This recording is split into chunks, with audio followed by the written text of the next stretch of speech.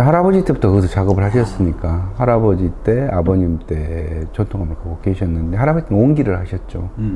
아버님은 옹기 가마에서 청자를 재현하신 1세대들이죠. 아마 그쪽에서도 아예 선구자들이셨어요. 근데 해남에 계시기 때문에 강진에 눌려서 그게 홍보가 덜 돼서 사실은 재현하신 1세대들이 아버님 세대들이. 그리고 제가 가마 다시 복원해 놓고 이제 우리 아들까지 하고 명색이 4대째 하고 있다고 지금. 4대째? 네. 여기는 지금 이천에 있고요. 네. 그 사실은 중학교를 자전거 타고 통학을 했었죠. 그 무렵에. 그때는 황산중학교가 있는데 그때 당시에 해남중학교로 유학을 한 거죠.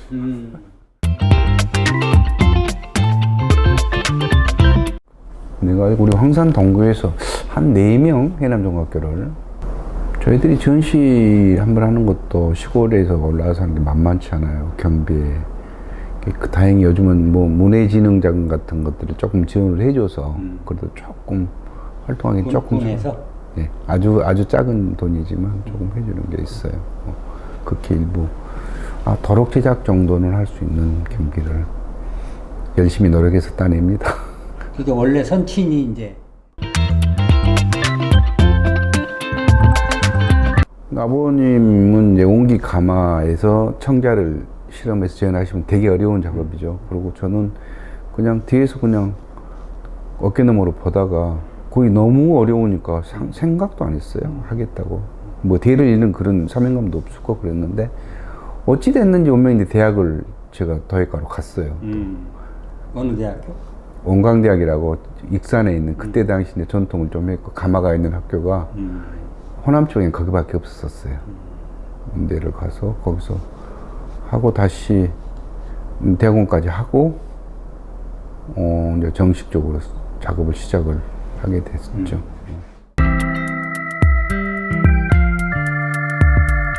근데 우리 한 3, 4년, 4, 5년 선배들이 그때 이제 학사 도예가들이 나올 때예요. 저희들이 그 다음 세대인데 정말 그때마다 흔치 않은 분야였죠.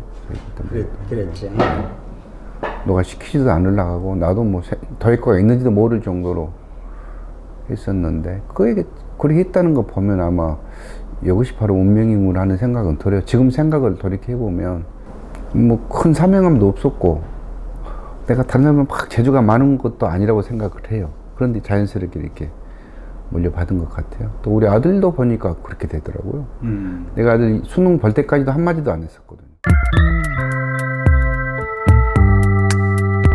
그리고 우리 며느리까지도 이제 같이. 우리 아들하고 우리 며느리는 중국으로 아예 보냈어요. 경덕진이라는 큰 도시가 있고 도자기 하는 곳에. 거기서 학위를 마치고 2년 전에 돌아와서 지금 이천의 예스파크 쪽에 자리 잡고 지금 거기서 공방을 운영하고 있습니다. 그러니까 할아버지, 아버지가 스승이셨네? 뭐 특별히 그러죠. 다른 스승한테 뭐 사사를 받거나 그런지 않아도 사사라기보다는 학교에서 이제 제도적인 교육을 받기는 했지만 사실은 지금 생각하면 학교에서 배운 건 정말 우리 전통에서는 극히 일부밖에 안 돼요.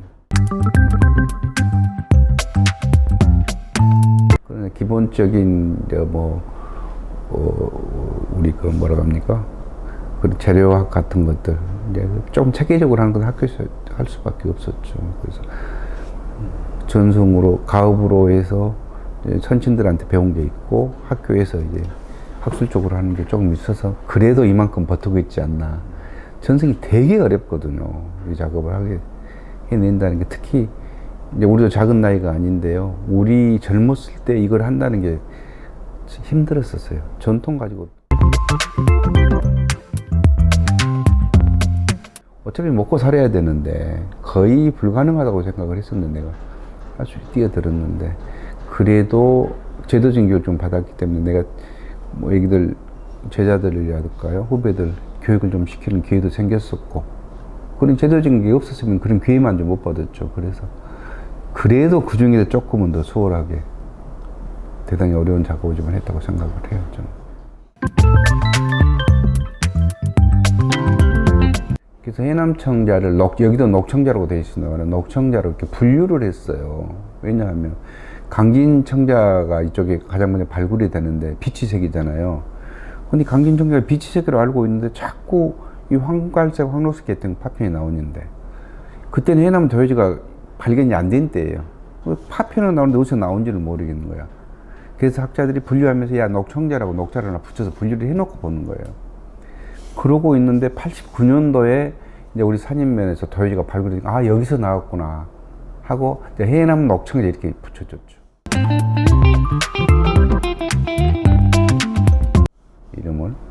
그래서 해남 녹청자 하니까 그냥 청자의 일부 아우리같이 보이길래 내가 한 7, 8년 전부터 해남 청자라고 명명을 하자. 그래서 다 했어요. 학계에도 다 그 논문으로도 얘기를 했고 학회제도 가서 했었고 방송 연합통신까지 불러서 해남 청자입니다. 녹청자가 아니고 그러니까 얘기를 했는데도 정말 어려워요. 한번 강진씨가 점령을 해버리니까 그걸 바꾸기가 되게 어려운데 지금 어느 정도 혼용되고 있어요. 다행스럽게. 아예 해남 청자라는 강진 청자 하듯이 해남 청자라는 그 고유명사를 만들자 해서 지금 그쪽으로 하고 있어요. 그게 아까 말씀하신 우리 박혁 국장 우동부에 있을 때 연합통신 또 우리 해남 후배가 있더라고요. 조 누구도 아마 그 친구하고 해서 그냥 아예 언론에도 공포를 해버렸죠. 그러면 만약에 그랬을 때 사학계나 도자계에서 되게 많은 반론이 일어나야 되는데 이게 당연하니까 아무 단 한 건의 반론도 없었거든요. 아니라는 내용. 우리 해남 청자가 청자의 시원이라는 거는 밝혀졌고 그걸 얘기로만 계속 이렇게 하는데도 우리가 이길 수가 없었는데 2000년도에 목포에 해양문화연구소라는 곳이 있어요. 해양박물관.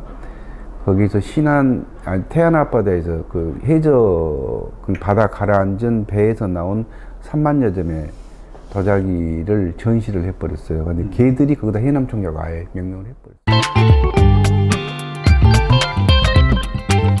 해남 청자 천년의 빛을 바다에서 아예 전국적으로 알려버리고 학회지 놀고 다 했어요. 그래서 자연스럽게 알려줬는데 작년에 이제 또 화원에서 전통검 하나가 발견이 됐는데 길이가 50m예요. 이 50m가 의미가 뭐냐면 보통 우리가 20m, 30m를 크다고 그러거든요. 근데 거기에서 좀 더 큰 건 정말 어려운 일인데 50m가 돼버리니까 비교 불가하는 크기가 나와버린 거예요. 그거는 물론 길이도 중요하지만 그 가마를 만든 사람이 우리나라 사람이 아니고 중국 기술이었다는 게 있을 것이라는 게 거의 맞은 것 같고. 그건 뭔 말이냐면 해남 오직 청자 문화는 어차피 중국에서 들어왔는데 그게 시작점이 우리 해남이다 이거죠. 아예 고려 초에 해남에서 이제 그 산인면이 한 104군데 지금 사실 지정되어 있거든요. 거기 도요지, 하원 도요지에서 어느 정도 재료가 고갈되니까 강진으로 넘어가고 강진에서 또 어느 정도 고갈되니까 부안으로 가고 이렇게 시대적으로도 맞아요. 어차피 그 지역에서 나온 재료를 써서 만들 수밖에 없으니까.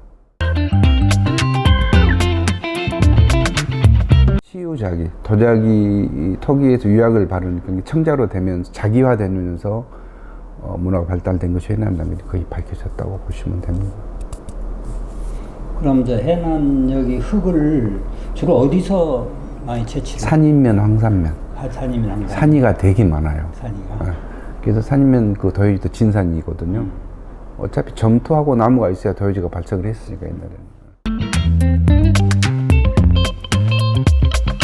산인면에 많은데 아주 좋은 거는 황산 우리 집 뒤쪽에가.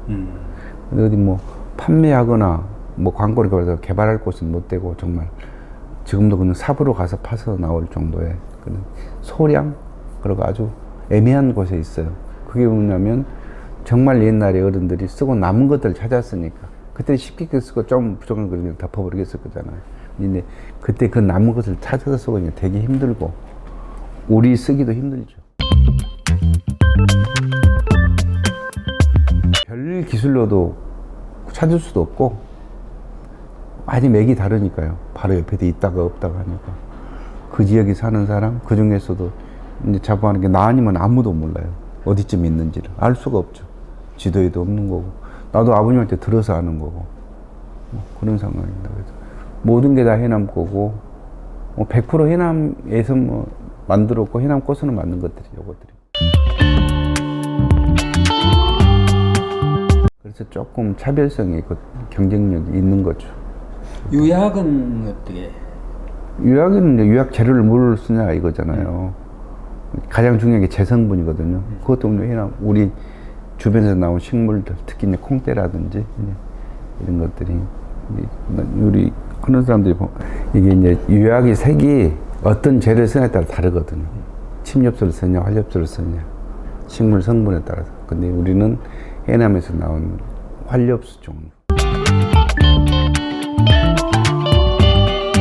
이게 전시 목적이 여러 가지가 있겠지만 저는 해남 청자를 알리는 게 첫 번째다 전부였거든요. 내가 팔겠다는 건 아니고. 왜냐면 해남 청자란 말 아예 없었거든요. 그런 계획으로 계속. 그건 어차피 초대전을 하느냐, 내가 하느냐에 따른데 초대전을 할 수 있는 그런 입장은 안 되죠.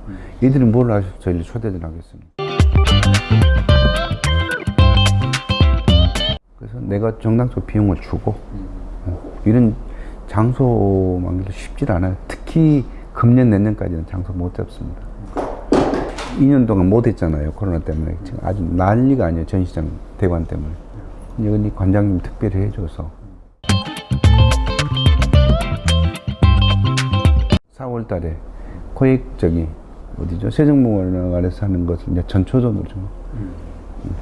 그때는 아마 조금 더 널리 알려서 하던 방송국도 알리고 해서 하자고 좀 그렇게 얘기를 하고 있거든요.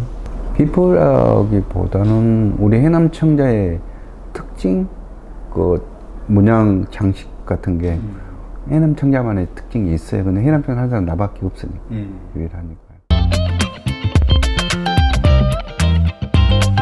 아주 그 전통적인 문양도 그대로 쓰긴 하지만 조금 요즘 학계에 있어서는 좀 젊은 감각의 디자인이 약간 변형하는 것들은 있기는 있어요. 그러니까 비법이라기보다는 그래도 비법이라고 내놓을 정도면은 우리 해남 청자의 기법을 그대로 이용할 수 있는 사람이 아직은 없다고 생각을 합니다. 몰랐고 재미도 없고 돈도 되는 일이 아니잖아요. 해남 청자를 하는 게.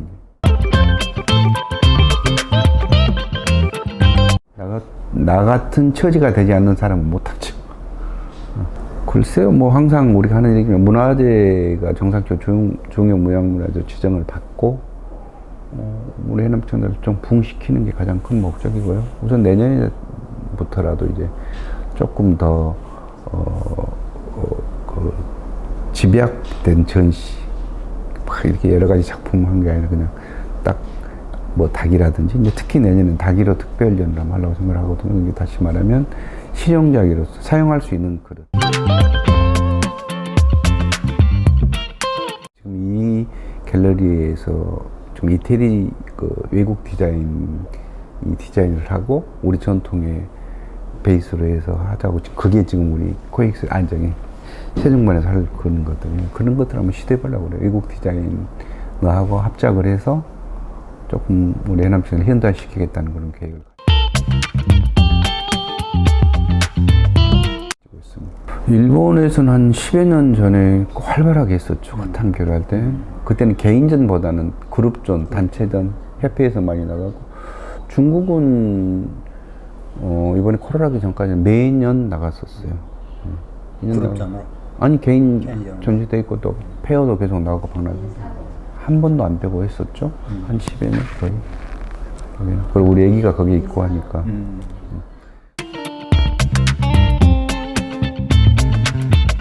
디자인 어워드라는 항주에서 있는 대단히 큰 공모전이 있거든요. 거기 나가서 지금 저쪽 제일 높은 지금 계신 데 앞에 저게 그때 은상 받았죠. 디자인 어워드에서. 중국은 상당히 좋아해요. 근데 내 판단은 우리보다 걔들 기술이 훨씬 나아요. 그리고 가격도 싸고 하는데, 우리를 쳐주는 게 뭐냐면, 그냥 그때 한류가 한참 열풍이죠. 그냥 한국 거라 해서 좋아하더라고, 제가 보니까. 그냥 우리가 떨어져요. 제가 보기에 일본은 이제 완전히 끝났다고 봐요. 웬만한 기술은 우리보다 앞서 있고, 특히 이제 안료라든지 이런 건 대단히 앞서 있고, 우리 청자가 너무 많이 들어가 있어요. 이 과포화 상태. 가보니까 뭐 컨테이너 박스에 막 몇십 개 실려 들어가니까 소비가 안 돼요. 그냥 어디요 앞에서 우산꽂이 하고 있고 그런 상황이에요. 이미 제가 보기에 일본은 완전히 끝났다고 봅니다. 중국, 베트남 이런 쪽에서도 중국은 아직은 그래도 상당히 좋아해요. 그러나 길게 가지는 않는다고 생각해요. 지금 그냥 우리가 중국 가지만 걔들이 우리를 모르는 사람 되게 많잖아요. 한국을 제대로 아는 사람인데 그냥 한류락에서 좋아하는 거지.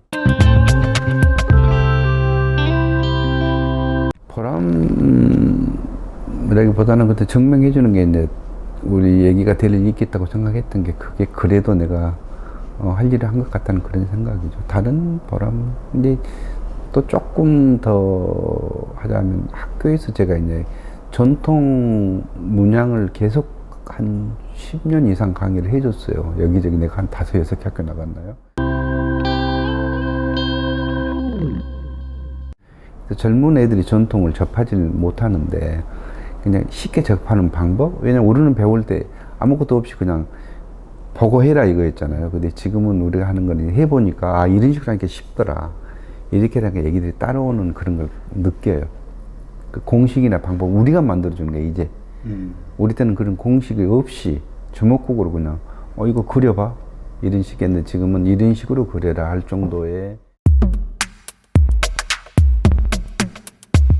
그거는 우리가 해봤고 내가 터득을 한 거죠. 근데 아직 체계적으로 이게 정립은 안 돼 있는데 그래서 조금 좋아하고 나 같은 사람 여기저기서 부를 수가 있겠습니까? 그런 것들은 조금 자부심이 있죠. 그래서 전통 문양에 관해서는 조금 이제 정립을 했다고 생각을 합니다.